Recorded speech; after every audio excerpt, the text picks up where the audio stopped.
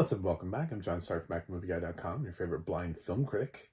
And today we're doing The Acolyte season only, episode 7. Let's face it, we're not getting another season of The Acolyte. So, season 1, episode 7. It's on Disney Plus, still has audio description, as some people have found out. I found out through a Cinema Blend article that what once was a trend with Bridgerton, where influencers were telling people to turn on the audio description from Bridgerton because it made it more spicy. I guess some people decided to turn on the audio description for Manny Jacinto bathing himself in the last episode, and that became a thing that was on social media. And then some of the other media outlets like Cinema Blend were paying attention to it and were like, "Oh, look at that." So thank you for using an audio description. It creates a metric. And for my blind viewers, I've got my purple hat on, I've got glasses, and I'm wearing a Marvel shirt. So there you go. Did the Acolyte get any better? Well, in episode 7, we get finally the backstory of what actually happened to everybody. And marginally better?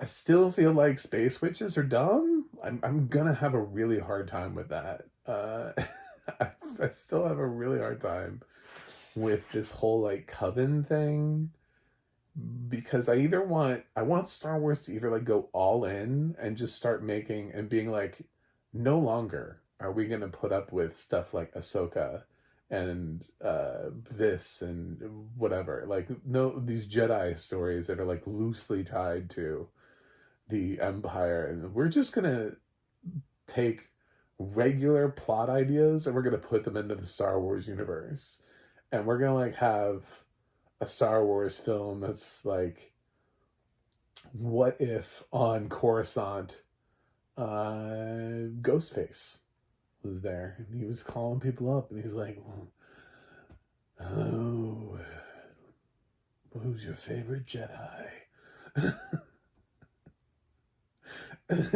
And Ghostface bursts out with a lightsaber and stabs somebody. Like, if we're gonna do it, let's do it. Like, let's just go all in. Like, just start bringing in all of the things that you think you need to make Star Wars cool. The thing is, it's the thing about Star Wars that makes Star Wars cool is Star Wars. Star Wars makes Star Wars cool. Um, that is what makes Star Wars cool. I know that's shocking to hear, but it is. It's what that is the thing that makes. It's kind of how I felt about Indiana Jones when like aliens came in. I was like, no, no, no. The thing about Indiana Jones that makes Indiana Jones cool is Indiana Jones, not aliens, but Indiana Jones.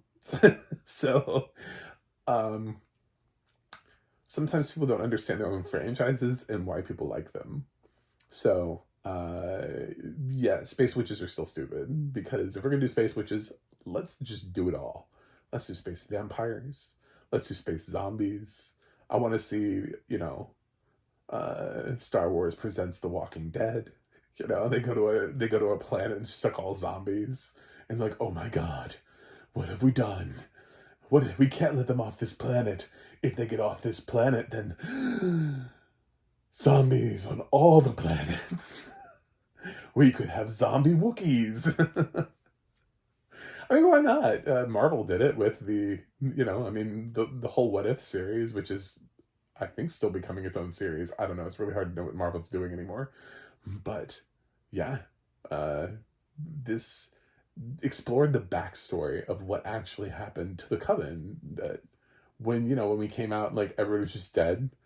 This kind of showed how that happened, and a little bit more in detail from the Jedi's perspective.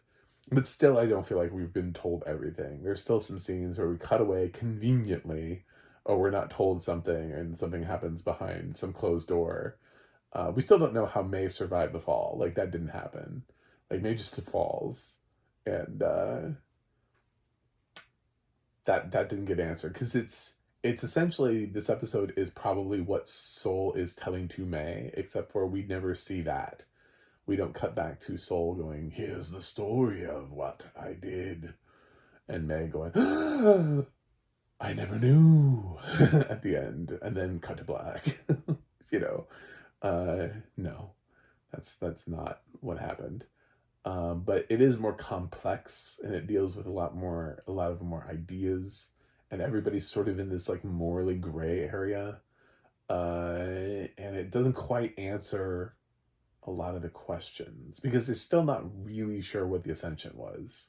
You know, they were worried about what the ascension could be, but they're trying to protect the girls from what the ascension might be. The biggest revelation that came out of this episode was that essentially May and Osha are clones. Like they are the same person. They are not actually twins, but they're actually the same person. Um, and they're wondering how they did that. And I love how they avoid using the term clone, but basically they're clones. They're like, it's like one consciousness was split into two. It's like, just say clones. We had an entire movie called Attack of the Clones and an entire series called The Clone Wars. I think people understand what clones are by now in this series. And essentially what you're saying is, hey, remember what happened in those other things that are part of the Star Wars properties? It's like you have no problem saying witches, but clones is like a forbidden word in this episode.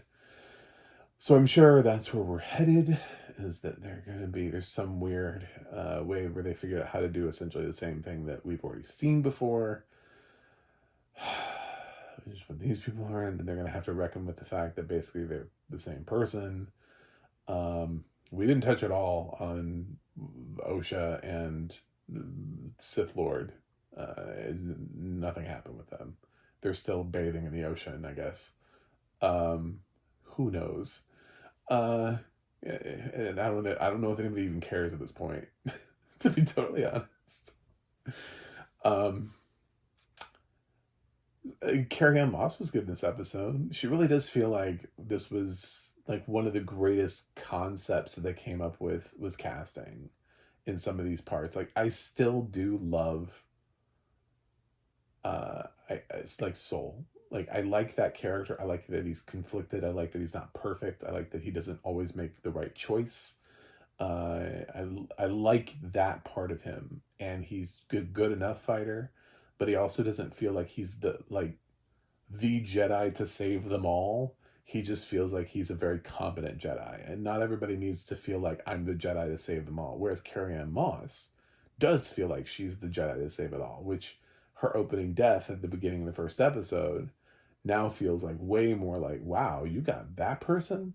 Because after that scene where, I don't know, she's trying to get she's trying to get Kielbasa back, and I know that's not his name. Who cares? Who is being manipulated by the Coven, who's like all in the other room in like a circle in like a trance, and they're controlling Kielbasa, using him to attack the other Jedi. And Carrie-Anne Moss uses her powers to restore him back to his own consciousness, and also which then somehow kills the Coven. Like they all just drop dead. Somehow their connection and how whatever she does to bring him back kills the Coven. So I feel like that's a just thing. Like I don't know how that happened. I don't really understand how Force taking control of somebody's mind. This is where we're down into like dumb Jedi territory anyway. But I was like, that's cool that's how that happened. That's a great explanation for it. And it shows how powerful Carrie-Anne Moss's character is, to be able to stop a room full of people who are all using virtually the same thing that she's using, but she's strong enough to be able to stop them and then save her Jedi Wookiee friend. So then that person is easily killed by May in the first episode. So it either means May is just that good, or we really just need to rewrite the whole fucking thing, probably. I'm thinking it's B, but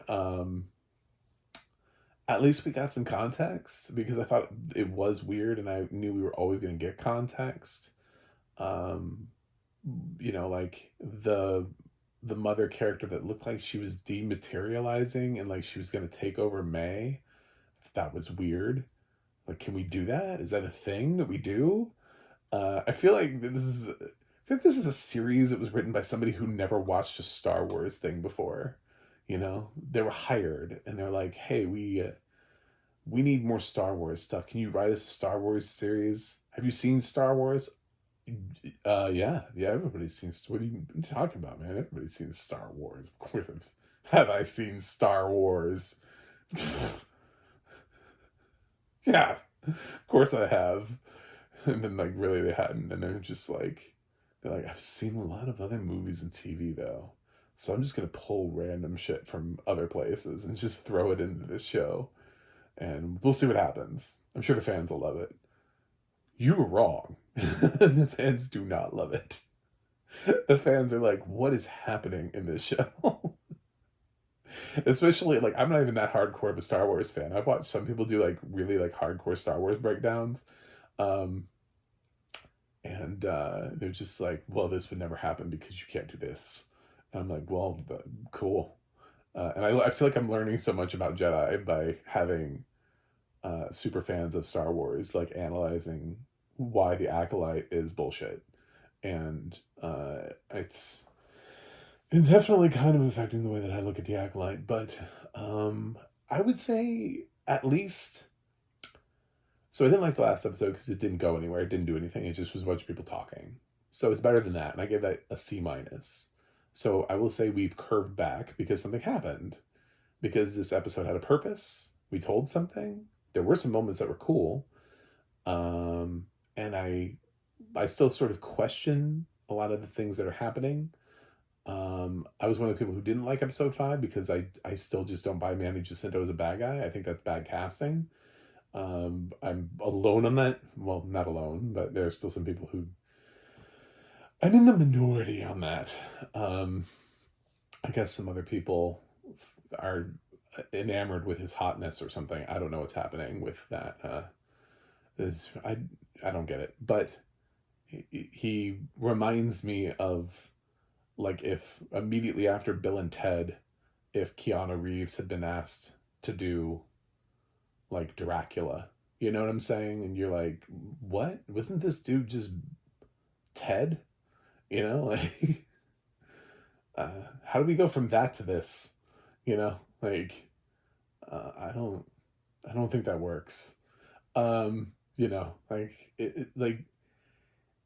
it just doesn't feel like it's set up for his personality. He doesn't have the career to set it up that he's been having that has led to this trajectory. It's wild casting for him. But then again, I don't know where his character's going to land. We still have one more episode to go. Who knows? So I'm going to say this is about on par with that. I still think that there were some cool things here, but there's some things here where I'm like, do we do this in Star Wars? You know, kind of like the Space Witches thing. I'm like, I don't know about Space Witches, man. So, I'm gonna give this episode. I'm gonna give it a B minus. Also, bonus points because Carrie-Anne Moss I thought was really good in the episode. So, she's been very underutilized this whole time, and probably, other than that opening action sequence that she got to have, this is probably the best use of Carrie-Anne Moss thus far this show. So, yeah, we'll give it a B minus. I'll say it was okay. Like, I enjoyed it for certain purposes, for certain reasons, and I'm glad now that I have some context, even if I think that some of the context is dumb. So some of it was cool, like, but some of it was dumb. So very mixed on it. But I wouldn't be, if somebody else could write it and somebody else could produce it, I wouldn't be mad at a prequel series with Carrie-Anne Moss's Jedi doing something completely different with none of these characters. That would be cool, you know. Like, where did she come from? Can we do something with that and then have the right people behind it with talent, please? Anyway, thanks for watching. Thanks for subscribing, and I will see you guys on the other side.